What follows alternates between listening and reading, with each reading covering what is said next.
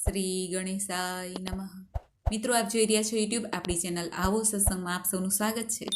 મિત્રો, આજના શુભ દિવસે આપણે સાંભળશું આ વિડીયોમાં ગીતાજીનો 18મો અધ્યાય મોક્ષ સંન્યાસ યોગ તથા તેના મહાત્મ્યની કથા પણ સાંભળીશું. આ અધ્યાયમાં ગીતાજીનો મહિમા મહાત્મય દર્શાવવામાં આવ્યું છે, માટે આ અધ્યાય ખૂબ જ ઉત્તમ છે, ગીતાજીના સારરૂપ છે. જો આપને આ વિડીયો પસંદ આવે તો લાઈક કરજો, શેર કરજો, અને આપ આ ચેનલ પહેલી વખત જોઈ રહ્યા છો તો સબસ્ક્રાઈબ કરી લેજો, જેથી આવનાર નવા વિડીયોની માહિતી આપ સુધી તુરંત પહોંચી શકે. ધન્યવાદ. ત્વમેવ માતાશ્ચ પિતા ત્વમેવ ત્વમેવ બંધુશ્ચ સખા ત્વમેવ વિદ્યા દ્રવિણમ ત્વમેવ સર્વમ મમ દેવ દેવ. શ્રી કૃષ્ણમ વંદે જગદ્ગુરુમ. મિત્રો, ગીતાજી એ ભગવાન શ્રી કૃષ્ણનું વાંગમય સાક્ષાત સ્વરૂપ છે. ભગવાનના મુખેથી જે વાણી ઉચ્ચારવામાં આવી છે તે સ્વયં જ ગીતાજી છે. ગીતાજીનું વાચન પઠન કરવાથી, સાંભળવાથી ભગવાન શ્રી કૃષ્ણની કૃપા પ્રાપ્ત થાય છે, અજ્ઞાનના અંધકાર દૂર થાય છે. અત્યાર સુધીમાં આપણે ગીતાજીના 1 થી 17 અધ્યાય સાંભળી ચૂક્યા છીએ, તેના મહાત્મ્યની કથા પણ સાંભળી છે. આજે આપણે આ વિડીયોમાં ગીતાજીનો 18મો અધ્યાય સાંભળવાના છીએ, મોક્ષ સંન્યાસ યોગ.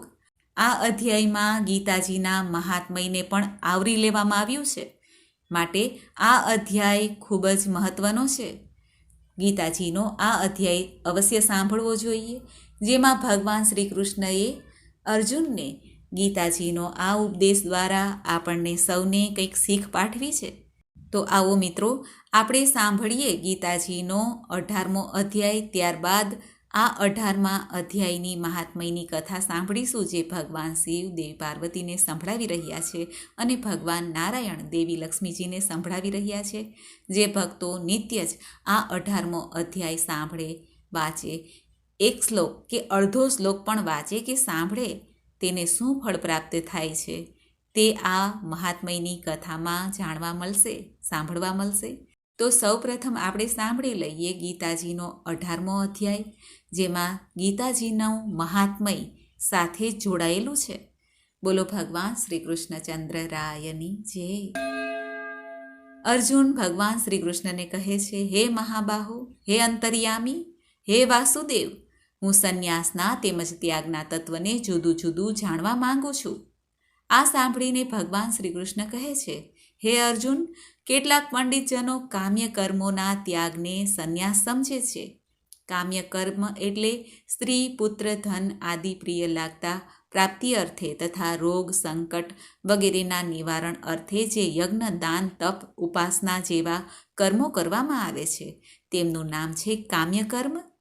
જ્યારે બીજા વિચાર કુશળ મનુષ્ય સઘળાય કર્મોના ફળના ત્યાગને ત્યાગ કહે છે, એટલે કે ઈશ્વરની ભક્તિ, દેવતાઓનું પૂજન, માતા પિતા વડીલોની સેવા, યજ્ઞ, દાન, તપ, વર્ણાશ્રમ અનુસાર આજીવિકાનો કર્મ, શરીર સંબંધી ખાવું પીવું વગેરે કર્તવ્ય કર્મ છે. એ કર્તવ્ય કર્મો દ્વારા એમના અનુષ્ઠાનમાં રહેલી આલોક પરલોકની સર્વે કામનાઓનું સંપૂર્ણ ત્યાગ કરવો, એમનું નામ સઘળાય કર્મોનો ત્યાગનું ફળ કહેવાયું છે. કેટલાક વિદ્વાનો એમ પણ કહે છે કે કર્મ માત્ર દોષયુક્ત છે, માટે ત્યાગ કરવો યોગ્ય છે.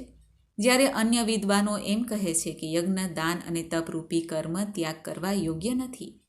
હે પુરુષ શ્રેષ્ઠ અર્જુન, હે ભરતવંશીઓમાં ઉત્તમ, સંન્યાસ અને ત્યાગ એ બેમાંથી પહેલા ત્યાગ વિશે તું મારો નિશ્ચય સાંભળ. કેમ કે ત્યાગ સાત્વિક, રાજસ અને તામસ એવા ભેદથી 3 પ્રકારનો કહેવાય છે. યજ્ઞ, દાન અને તપરૂપી કર્મ ત્યાગ કરવા યોગ્ય નથી, પરંતુ એ તો અવશ્ય કરવા જોઈએ. કેમ કે યજ્ઞ, દાન અને તપ એ ત્રણેય કર્મો બુદ્ધિશાળી મનુષ્યને પવિત્ર કરનાર છે. માટે હે અર્જુન, આ યજ્ઞ, દાન અને તપરૂપી કર્મોને તેમજ બીજા પણ સઘળાય કર્તવ્ય કર્મોને આસક્તિ અને ફળનો ત્યાગ કરીને ચોક્કસ કરવા જોઈએ. આ મારો નિશ્ચિત કરેલો ઉત્તમ મત છે. પરંતુ નિયત કર્મનો સ્વરૂપથી ત્યાગ ઉચિત નથી, માટે મોહને લીધે અને નિયત કર્મનો ત્યાગ કરી દેવો તામસ ત્યાગ કહેવાય છે. જે કંઈ કર્મ છે તે સઘળું દુઃખરૂપ જ છે. એમ માનીને જો કોઈ મનુષ્ય શારીરિક ક્લેશના ભયથી કર્તવ્ય કર્મનો ત્યાગ કરી દે તો એ આવો રાજસ ત્યાગ કરીને ત્યાગના ફળને કોઈ રીતે પણ નથી પામતો. હે અર્જુન, જે શાસ્ત્ર વિહિત કર્મ કરવું કર્તવ્ય છે એવા ભાવથી આસક્તિ અને ફળનો ત્યાગ કરીને કરવામાં આવે છે. જે મનુષ્ય અકુશળ કર્મનો દ્વેષ નથી કરતો કે કુશળ કર્મના આસક્તિ રાખતો નથી, તે શુદ્ધ સત્વગુણથી યુક્ત મનુષ્ય સંશય વિનાનો બુદ્ધિશાળી અને ખરો ત્યાગી છે. શરીરધારી કોઈ પણ મનુષ્ય દ્વારા સંપૂર્ણપણે બધા જ કર્મને ત્યજવા શક્ય નથી. માટે જે કર્મફળનો ત્યાગ કરનાર છે એ જ ત્યાગી કહેવાય છે. કર્મફળનો ત્યાગ ન કરનારા મનુષ્યોમાં કર્મોનું સારું, નરસું અને મિશ્ર એમ 3 પ્રકારનું ફળ મર્યા પછી અવશ્ય હોય છે. પરંતુ કર્મફળનો ત્યાગ કરી દેનારા મનુષ્યમાં કર્મોનું ફળ કોઈ કાળે પણ નથી હોતું. હે અર્જુન, સર્વ કર્મોના સિદ્ધ થવામાં આ 5 કારણો કર્મોનો અંત કરવાનો ઉત્તમ દર્શાવનાર સાંખ્ય શાસ્ત્રમાં કહેવાયા છે. એમને તું મારી પાસેથી સારી રીતે જાણી લે. આ વિશે એટલે કે કર્મોની સિદ્ધિ થવામાં અધિષ્ઠાન એટલે કે જેના આશ્રયે રહીને ક્રિયાઓ થાય છે એ શરીર અને ભૂમિ વગેરે જેને અધિષ્ઠાન કહેવાય છે. બીજું છે કર્તા અને કર્તા જુદા જુદા પ્રકારના કરણો, જેમાં મન, બુદ્ધિ, અહંકાર રૂપી અંતઃકરણને 5 ઇન્દ્રિયો અને 5 કર્મેન્દ્રિયથી 10 બાહ્ય કરણોને તેમજ કર્મો કરવામાં સહાયક ઉપકરણોને અહીં કરણ કહ્યા છે. અનેક જાતની જુદી જુદી ચેષ્ટાઓ અને એ જ રીતે 5મું કારણ દેવ છે. દેવ એટલે પૂર્વે કરેલા શુભાશુભ કર્મોના સંસ્કારો કે જે પ્રારબ્ધ કે પછી ભાગ્ય તરીકે ઓળખાય છે, જેને અહીં દેવ કહ્યા છે. મનુષ્ય મન, વાણી અને શરીરથી શાસ્ત્રને અનુકૂળ કે વિપરીત જે કંઈ પણ કર્મ આચરે છે એના આ 5 કારણો છે. પરંતુ આમ હોવા છતાં પણ જે મનુષ્ય અશુદ્ધ બુદ્ધિનો હોવાને કારણે કર્મોના થવામાં કેવળ અર્થાત શુદ્ધ સ્વરૂપ આત્માને કરતા સમજે છે એ મલિન બુદ્ધિનો અજ્ઞાની ખરું નથી સમજતો. એટલે કે સત્સંગ અને સત્શાસ્ત્રોના અભ્યાસ દ્વારા તેમજ વિવેક, વિચાર, સમ, દમ આદિ આધ્યાત્મિક સાધનો દ્વારા જેની બુદ્ધિ શુદ્ધ થઈ નથી એ મનુષ્યને અશુદ્ધ બુદ્ધિનો સમજવો જોઈએ. જે મનુષ્યના અંતઃકરણમાં હું કરતા છું એવો ભાવ નથી, તેમજ જેની બુદ્ધિ સાંસારિક પદાર્થોમાં અને કર્મોમાં લેપાતી નથી, એ મનુષ્યમાં બધા લોકોને હણીને પણ વાસ્તવમાં કોઈને હણતો નથી, પાપથી બંધાતો નથી. એટલે કે જેમ અગ્નિ, વાયુ, જળ વડે પ્રારબ્ધવશ કોઈ પ્રાણીની હિંસા થતી હોય એમ દેખાય, તો પણ અગ્નિ, વાયુ કે જળ દ્વારા વાસ્તવમાં હિંસા નથી થતી. એ જ રીતે જે મનુષ્યના દેહમાં અભિમાન નથી, તેમજ સ્વાર્થ નથી, કેવળ સંસારના હિત અર્થે ક્રિયાઓ કરે છે, તે મનુષ્ય પાપથી બંધાતો નથી. જ્ઞાતા, જ્ઞાન અને જ્ઞેય આ 3 પ્રકારના કર્મના પ્રેરકો છે અને કર્તા, કરણ તેમજ ક્રિયા આ 3 પ્રકારનો કર્મ સંગ્રહ એટલે કે કર્મના સાધનો છે. ગુણોને આધારે સઘળા પદાર્થોની ગણના કરનારા સાંખ્ય શાસ્ત્રમાં ગુણોના ભેદને લીધે જ્ઞાન, કર્મ તથા કર્તા 3 પ્રકારના જ કહેવાયા છે. એમને પણ તું મારી પાસેથી સારી પેઠે સાંભળ. આમ કહીને ભગવાન શ્રી કૃષ્ણ અર્જુનને કહે છે, હે અર્જુન, જે જ્ઞાનથી મનુષ્ય ભિન્ન ભિન્ન જણાતા બધા જ ભૂતોમાં એક અવિનાશી પરમાત્મા ભાવને અવિભાજિત રૂપે સંભાવે રહેલો જુએ છે, એ જ્ઞાનને તું સાત્વિક જાણ. પરંતુ જે જ્ઞાન સકળ ભૂતોમાં જુદી જુદી જાતના અનેક ભાવોને જુદા જુદા સ્વરૂપે જાણે છે, એ જ્ઞાનને તું રાજસ જાણ. અને વળી જે જ્ઞાન એકલા કાર્યરૂપ શરીરમાં જ સંપૂર્ણની જેમ આસક્ત રહેનારું છે, તથા જે યુક્તિ વિનાનું સાત્વિક અર્થથી રહિત તેમજ તુચ્છ છે, એ તામસ કહેવાયું છે. જે કર્મ શાસ્ત્ર વિધિથી નિયત થયેલું હોય, કર્તાપણાના અભિમાનથી રહિત થઈને કરવામાં આવ્યું હોય, તેમજ ફળની લાલસા વિનાના મનુષ્ય વડે રાગ દ્વેષ વિના કરવામાં આવ્યું હોય, એ કર્મ સાત્વિક કહેવાય છે. પરંતુ જે કર્મ ઘણો પરિશ્રમ વેઠીને કરાય છે અને વળી ભોગોને ઈચ્છતા મનુષ્ય વડે અહંકારી મનુષ્ય વડે કરવામાં આવે છે એ કર્મ રાજસ કહેવાયું છે. જે કર્મ પરિણામ, હાનિ, હિંસા અને સામર્થ્યને ધ્યાનમાં લીધા વિના કેવળ અજ્ઞાનને લીધે આચરવામાં આવે છે એ કર્મને તામસ કર્મ કહેવાય છે. જે કરતા સંગ વિનાનો અહંકાર ભર્યા વચનો ન બોલનાર, ધૈર્ય અને ઉત્સાહ ધરાવનાર તથા કાર્યની સિદ્ધિ કે અસિદ્ધિમાં હરખ, શોક આદિ વિકારોથી રહિત છે તે સાત્વિક કહેવાય છે. જે કરતા આસક્તિ ધરાવનાર, કર્મોના ફળની લાલસા રાખનાર, લોભી, બીજાને કષ્ટ આપવાનો સ્વભાવ ધરાવનાર, અશુદ્ધ આચરણ રાખનાર તેમજ હરખ શોકથી લિપ્ત છે તે રાજસ કહેવાય છે. જે કરતા પોતાને વશમાં ન રાખનાર, અશિક્ષિત, ઘમંડી, શઠ, બીજાની આજીવિકાનો નાશ કરનાર, શોક કરનાર, આળસુ, દીર્ઘસૂત્રી છે તે તામસ કહેવાય છે. દીર્ઘસૂત્રી એટલે કે જે થોડા સમયમાં કામ થઈ જવા પામે છે તેને પણ પછી કરી લઈશું એવું મુલતવી રાખે છે તેને કહેવાય છે દીર્ઘસૂત્રી. હે ધનંજય, હવે તું બુદ્ધિ તેમજ ધૃતિનો પણ ગુણો અનુસાર 3 પ્રકારનો ભેદ મારા વડે સંપૂર્ણપણે વિભાગપૂર્વક કહેવાતો સાંભળ.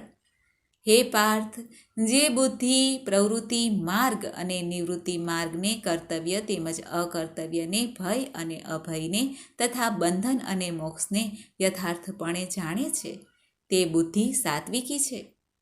હે પાર્થ, માણસ જે બુદ્ધિ દ્વારા ધર્મ અને અધર્મને તથા કર્તવ્ય અને અકર્તવ્યને પણ યથાર્થપણે નથી જાણતો તે બુદ્ધિ રાજસી છે.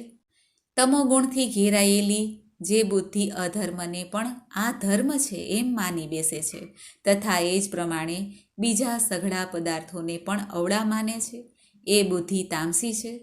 હે પૃથાપુત્ર, જે અવ્યભિચારિણી ધારણ શક્તિથી મનુષ્ય ધ્યાન યોગ દ્વારા મન, પ્રાણ અને ઇન્દ્રિયોની ક્રિયાઓને ધારણ કરે છે તે ધૃતિ સાત્વિકી છે.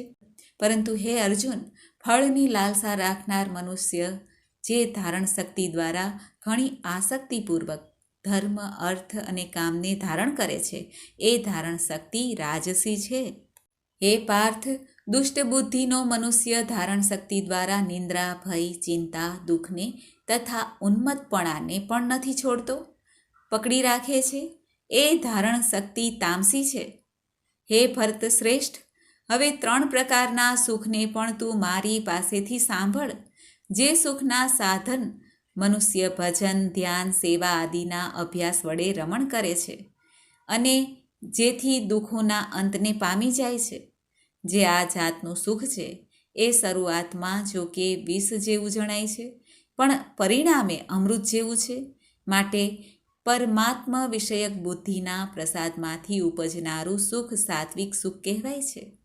જે સુખ વિષય અને ઇન્દ્રિયોના સંયોગથી થાય છે એ શરૂઆતમાં ભોગકાળમાં અમૃત જેવું જણાતું હોવા છતાં પરિણામે વિષ જેવું છે. માટે એ સુખ રાજસ કહેવાય છે.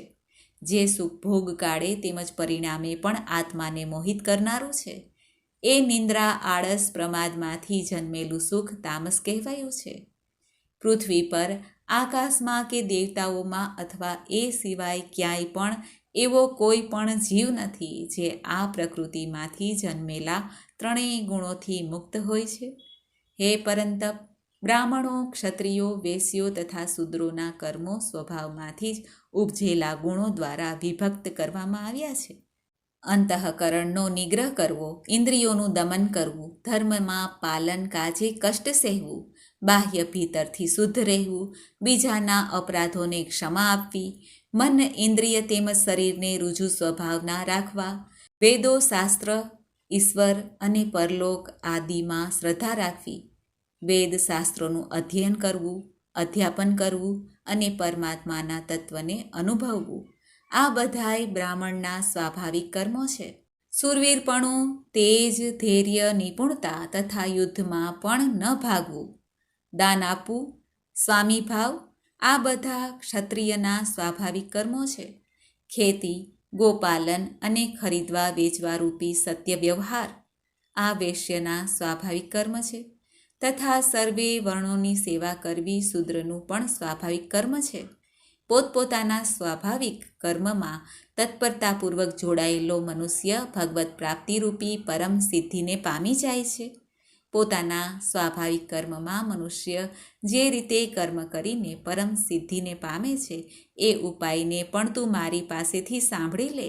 આમ કહીને ભગવાન શ્રી કૃષ્ણ અર્જુનને કહે છે, હે પાર્થ, જે પરમેશ્વરથી સઘળા પ્રાણીઓની ઉત્પત્તિ થઈ છે અને જેનાથી આ આખું જગત વ્યાપેલું છે, એ પરમેશ્વરની પોતાના સ્વાભાવિક કર્મો વડે પૂજા કરીને મનુષ્ય પરમ સિદ્ધિને પામી જાય છે.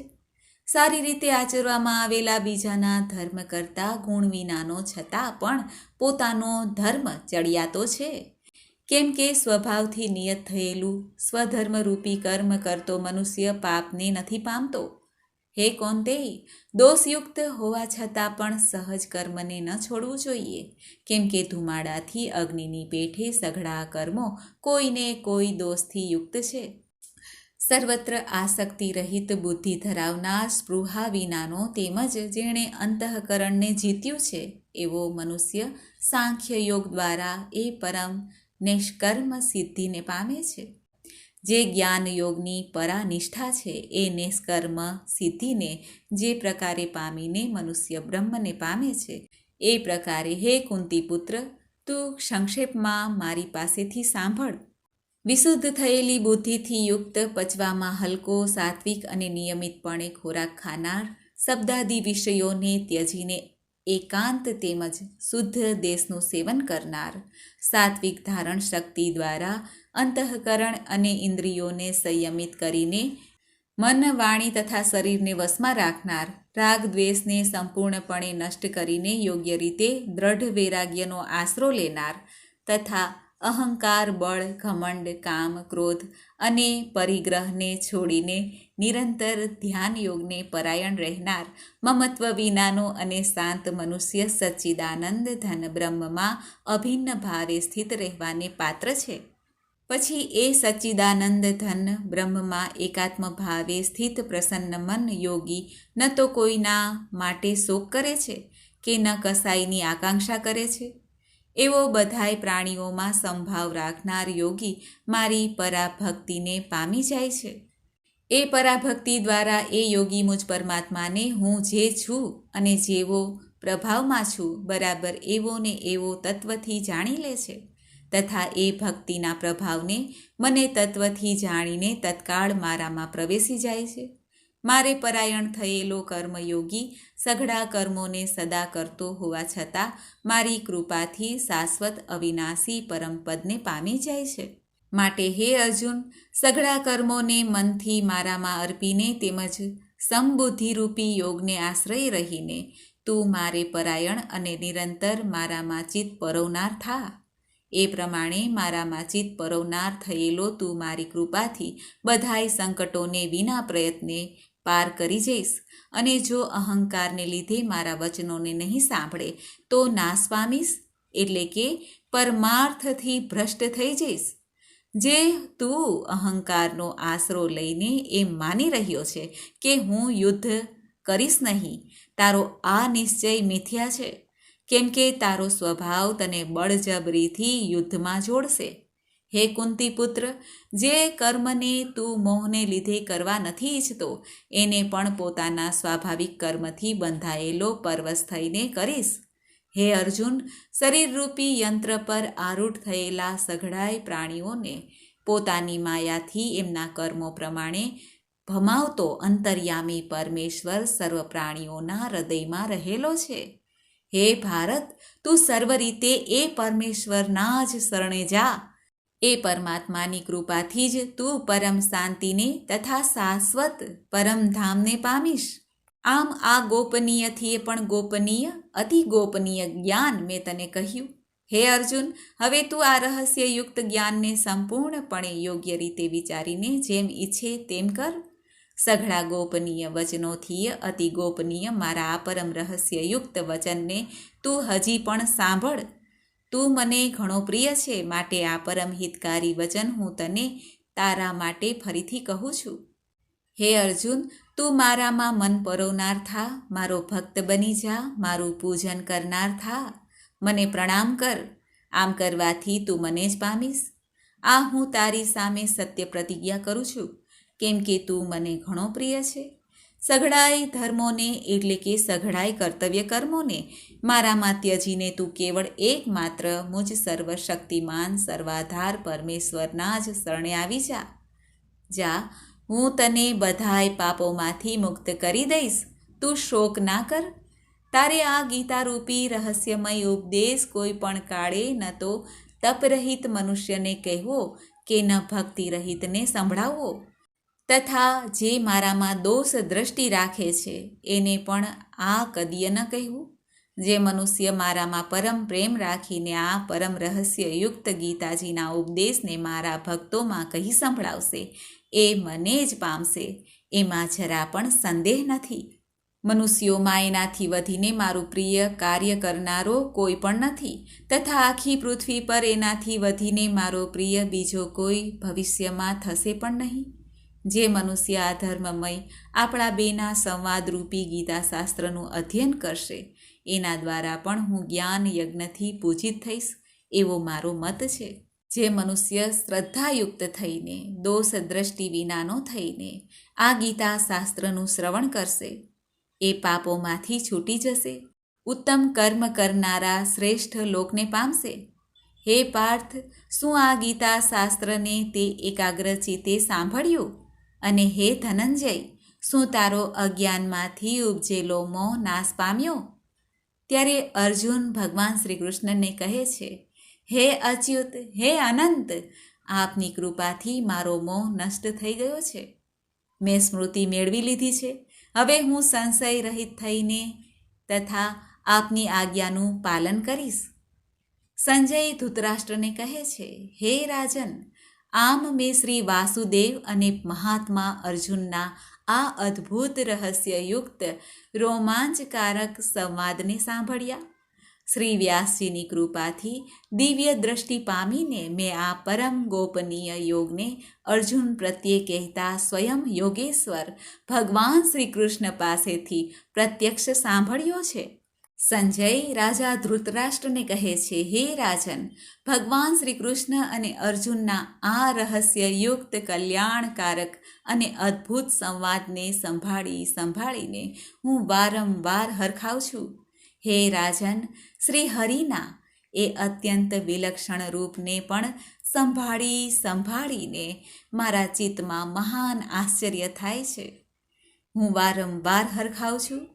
હે રાજન, જ્યાં યોગેશ્વર ભગવાન શ્રી કૃષ્ણ છે અને જ્યાં ગાંડીવધારી અર્જુન છે, ત્યાં જ શ્રી, વિજય, વિભૂતિ તેમજ અચળ નીતિ છે, એવો મારો મત છે. ઓમ તત્સત ઇતિ શ્રીમદ્ભગવદ્ ગીતા ઉપનિષત્સુ બ્રહ્મ વિદ્યા યોગ શાસ્ત્રે શ્રી કૃષ્ણ અર્જુન સંવાદે મોક્ષ સંન્યાસ યોગ નામનો 18મો અધ્યાય. મોક્ષ સંન્યાસ નામનો 18મો અધ્યાય સંપૂર્ણ. બોલો ભગવાન શ્રી કૃષ્ણચંદ્રની જય. તો મિત્રો, આપણે સાંભળ્યો ગીતાજીનો 18મો અધ્યાય, છેલ્લો અધ્યાય. આજે ગીતાજીના 18 અધ્યાયની પૂર્ણાહુતિ થાય છે. મને આશા છે કે આપને આ વિડીયો જરૂર પસંદ આવ્યો હશે. હવે આપણે સાંભળવાના છીએ ગીતાજીના આ 18મા અધ્યાયને, જે ભક્તો નિત્ય જીવનમાં ઉતારે છે, વાંચે છે, સાંભળે છે, બોધ લે છે, તથા ગીતાજીનો આ અધ્યાયનો એક શ્લોક કે અડધો શ્લોક પણ નિત્ય સાંભળે છે, વાંચે છે, તેને શું ફળ પ્રાપ્ત થાય છે તે ફળની મહાત્મયની કથા છે, જે ભગવાન મહાદેવ દેવી પાર્વતીને કહી રહ્યા છે, ભગવાન શ્રી હરિ દેવી લક્ષ્મીજીને સંભળાવી રહ્યા છે. આવો એ કથા પણ સાંભળીએ, ગીતાજીના 18મા અધ્યાયના મહાત્મયની કથા. બોલો ભગવાન શક્તિપતિની જય. દેવી પાર્વતીજી ભગવાન શિવને કહે છે, હે ભગવાન, આપે 17મા અધ્યાયના મહાત્મયની કથા તો સંભળાવી, હવે ગીતાજીના 18મા અધ્યાયના મહાત્મયનું વર્ણન પણ કરો. આ સાંભળીને મહાદેવજી દેવી પાર્વતીને કહે છે, હે ગિરિનંદિની, ચિન્મય આનંદની ધારા વહાવનાર 18મા અધ્યાયના પાવન મહાત્મયનું જે વેદથી પણ ઉત્તમ છે તેનું શ્રવણ કરો. આ સઘળા શાસ્ત્રોનું સર્વસ્વ કાનોમાં પડેલા રસાયણ સમાન તથા સંસારના યાતના ફંદને છિન્ન ભિન્ન કરનાર છે. સિદ્ધ પુરુષોને માટે આ પરમ રહસ્યની વસ્તુ છે. આમાં અવિદ્યાનો નાશ કરવાની પૂર્ણ ક્ષમતા છે. આ ભગવાન વિષ્ણુની ચેતના અને સર્વશ્રેષ્ઠ પરમપદ છે. એટલું જ નહીં, આ વિવેકમયી વેલનું મૂળ કામ, ક્રોધ અને મદને નષ્ટ કરનાર ઇન્દ્ર વગેરે દેવતાઓના ચિત્તનું વિશ્રામ મંદિર તથા સનક સનંદન વગેરે મહાયોગીઓનું મનોરંજન કરનારું છે. આ ગીતાજીના મહાત્મયના પાઠ માત્ર શ્રવણ કરવાથી જ યમદૂતોની ગર્જના બંધ થઈ જાય છે.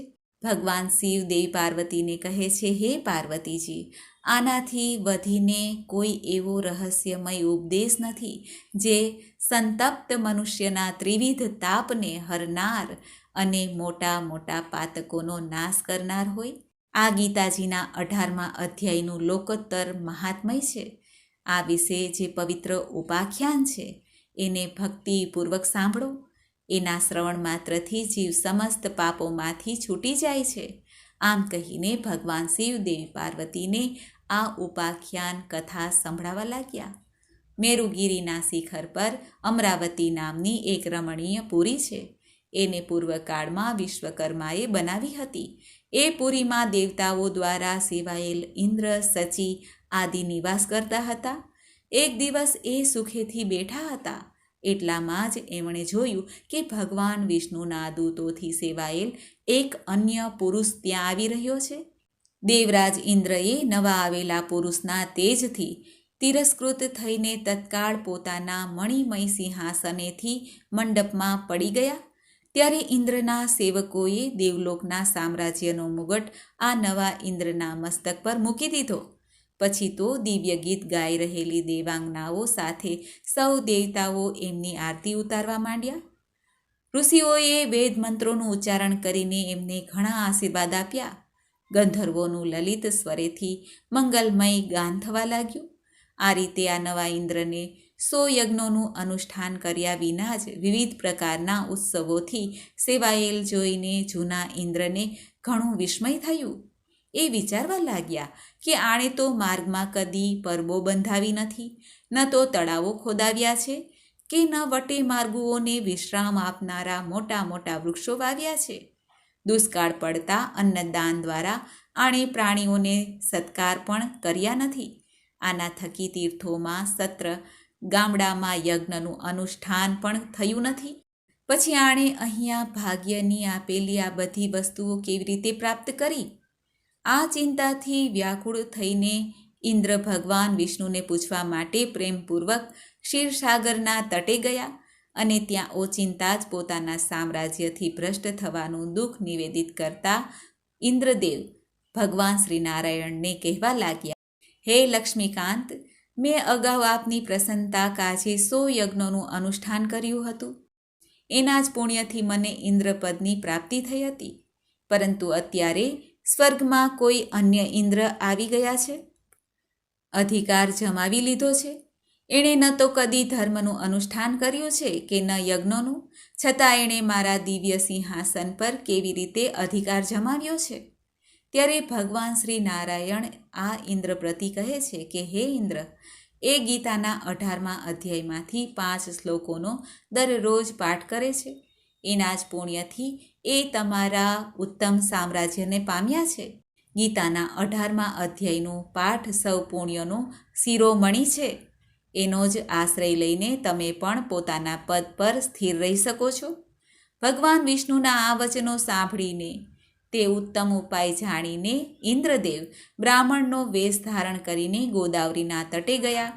ત્યાં એમણે કાલિકા ગ્રામ નામનું ઉત્તમ અને પવિત્ર નગર જોયું, જ્યાં કાળનું પણ મર્દન કરનાર ભગવાન કાલેશ્વર બિરાજમાન હતા.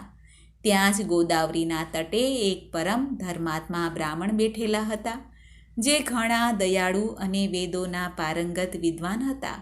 એ પોતાના મનને વશમાં કરીને દરરોજ ગીતાના 18 અધ્યાયનો સ્વાધ્યાય કરતા હતા.